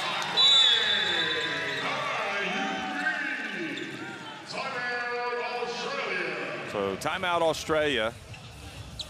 These are all just teaching moments for Adam Capehorn. You might be thinking, well, why would you be calling a timeout now when you're up 30? But it's teaching moments. He didn't like what took place with that middle on ball and the pass, pinpoint accuracy, and a good catch by Ha Young-ji. I don't have a problem with calling a timeout in this situation. I mean, you've come all the way to Saudi Arabia from Australia, and somebody's going to take issue with you calling a late timeout even when you're up 30 points? No, particularly when you've got such a young team, average age of only 24 years of age, these are teaching moments for Adam Capehorn. The professor. And trying to implement his systems. And I'm sure, although Adam, he's been around a long time, assistant to Brian Goorjian, and been at some big international tournaments, he's still probably trying to figure out exactly how he wants to play, whether it be some of the offensive sets or the defensive sets. Now, of course, things do change a lot when you bring the main players back into this lineup, so you do have to have some flexibility. But he, along with Dean Vickerman and Garrett Jackson, is one of the assistants as well. I would, just to turn back what we were talking about, what teams could be able to compete with Australia? Well, we saw signs that China, especially with their size and their skill, they could be interesting if they could, but they struggled to close out their game yesterday after going up big on Saudi Arabia. So that's not a good sign for them. Here's Foxwell scoring. Well, Japan's another one that you got to be careful about. They've got some talent. No question. Talent, plenty of savvy. Hawkinson is just a rebounding fool, so they do have a better opportunity to compete on the glass. They play a different style. You can see a lot of threes go up for them.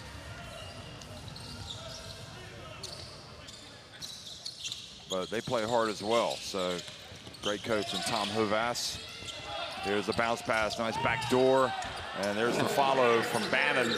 Just so fundamentally sound all across, even on the missed layup. Somebody's there for the putback for Australia. I don't think they'll get to 100.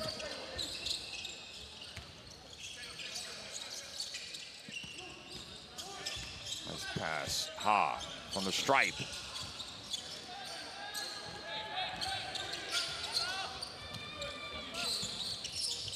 But, Korea potentially, I still think that they probably still have a chance to get to the podium. They shouldn't be too disheartened by how this has gone. They got some possibilities. Oh, my word. And right now, it's all about qualifying. You just don't want to finish last, because otherwise in your pool, otherwise your tournament's over. Moon with the eclipse. Now, 92 for Australia, 61 for Korea. And Galloway is going to sit down. 45 seconds remaining. One team, Korea. Moon. There you go. He's got some fans.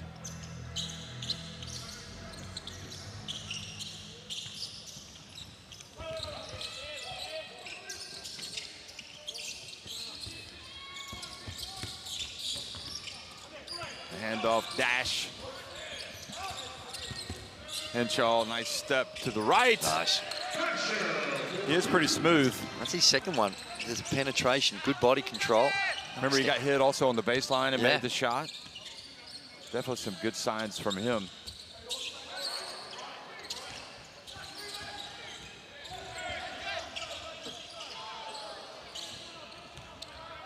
Here goes Rain again. Rain Smith is going to rain in a three-pointer. And just adds insult a little bit with that. 97-61. And just a powerful display from Australia against, to be quite honest, a hard-working Korea team. Yeah, they just got worn down. Rain Smith knocks down the three ball. Imagine if this was in the United States, that would have just been frowned upon, that shot. But when percentages and the uncertainty of knowing what lies ahead, they go ahead and take those buckets. 97-61, Australia win it over Korea here at the FIBA Asia Cup on game day 2.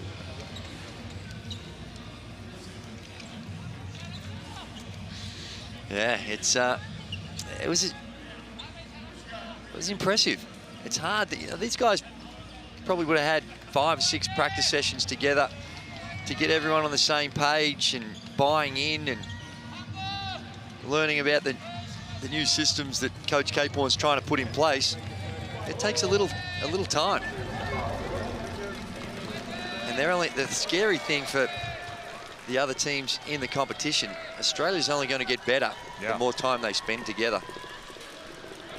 They play hard. You look at the numbers. No, they're not good for Korea. 58% from Australia.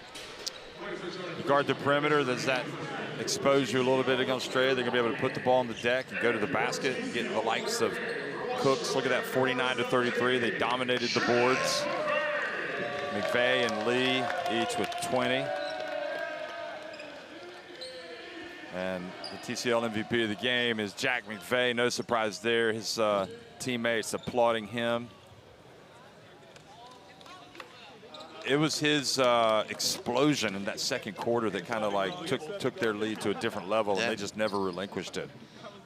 But take nothing away from Australia's defense. They were just terrific. No, McVeigh did that little explosion. It was about a 3-minute period in that second quarter. Yeah. The game was still very much a contest, and he just blew it out, and they weren't able to fight back after that. Korea, once it got away from him. Well, it's a long tournament, and what we saw so far from Australia is good, and it bodes well because they've got plenty of guys.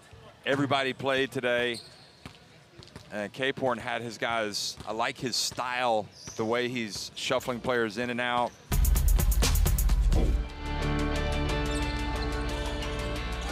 It is, and he shuffled them in and out to a point where the bench points was just completely dominated by Australia as well. So it's you may start for the Australian team, but you're still going to get plenty of opportunity. And it was an impressive display. And the hustle, that Henshaw play, they're 30 up at that time, and they're still able to find a way to keep that energy and effort going. It was